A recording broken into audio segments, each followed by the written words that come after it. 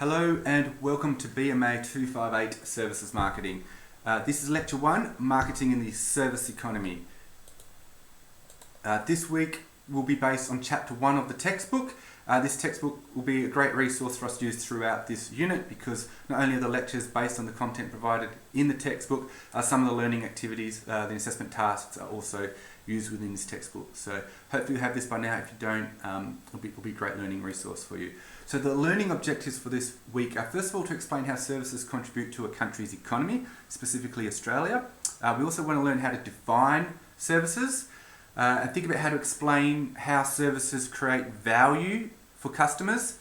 Number 4, describe the key characteristics that distinguish services from manufactured goods.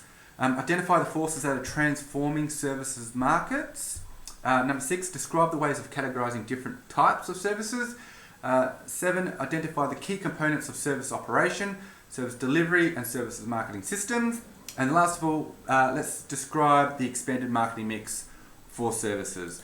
So why don't I start this off by thinking about how services contribute to a country's economy. So what size do you think the Australian economy is in regards to gross domestic product in purchasing power parity? So PPP just basically means an international measure of dollars. So is it $53,825 or $2.8 billion, $1.4 trillion or $10 trillion? And of this size, how much do you think what percentage of the economy is actually made up of services? And we've got the answers on the next slide. So the Australian economy is actually $1.4 trillion. It does vary, it does go up and down a little bit, but it's roughly about that. It's been pretty steady for the last couple of years. What percentage of the economy is actually services? Now, I think the textbook says 71.4. The current measures that I've got from the International Monetary Fund is 71.2. So again, it's very close. It's about 71%. So that gives us an idea of how important studying services marketing is because it's such a big part of our economy. Now, different countries have different proportion of services within their economy. If you have a look here at Hong Kong, it's 93% of their economy services. That's because they have a lot of international trade in Hong Kong, a lot of financial services in there.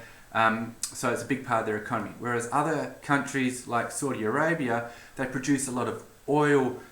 So that's obviously and oil is considered a good, like a tangible product. So that's going to bring down their percentage of services. Now, usually the more advanced the economies are, the higher percentage the economy is made up of services. Now let's have a look at Australia. We have our own Australian Bureau of Statistics here.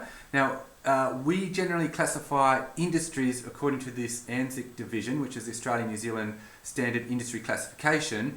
And in here, consider different parts of our industry, like traditionally different parts of our industry as services and some aren't. Now, if we look on this next size, the service industry sector typically consists of wholesale trade, retail, accommodation, cafes, restaurants, which is effectively hospitality, transportation, storage, communication, finance and insurances. So all these things make up the services industry sector. Now, if you look across, a lot of these things relate pretty closely with what the Australian New Zealand Standard Industry Classification is, right?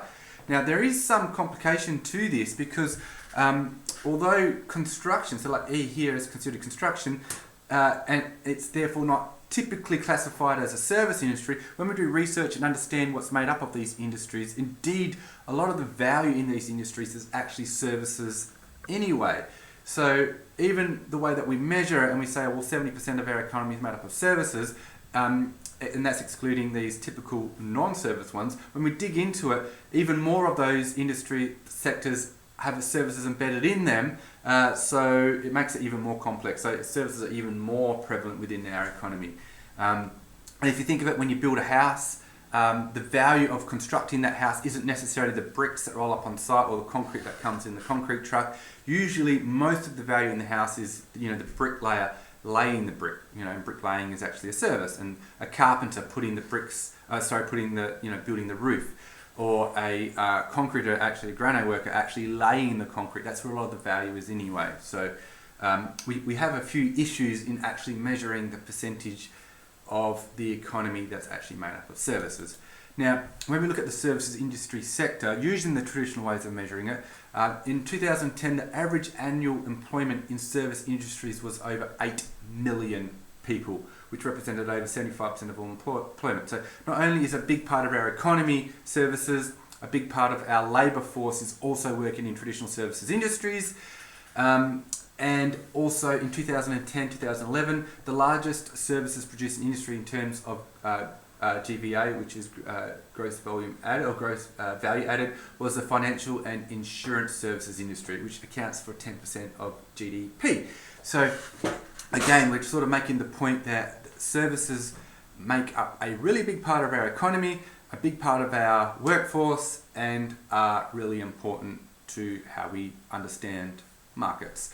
Hence, it's really important to study services marketing. So even more, we look at the evolving service economy. So you go, well, that's what it was in the past, that's where we are now. But in the past, the 1950s, services still had a big part of our economy, but over time, it's becoming more and more and more important.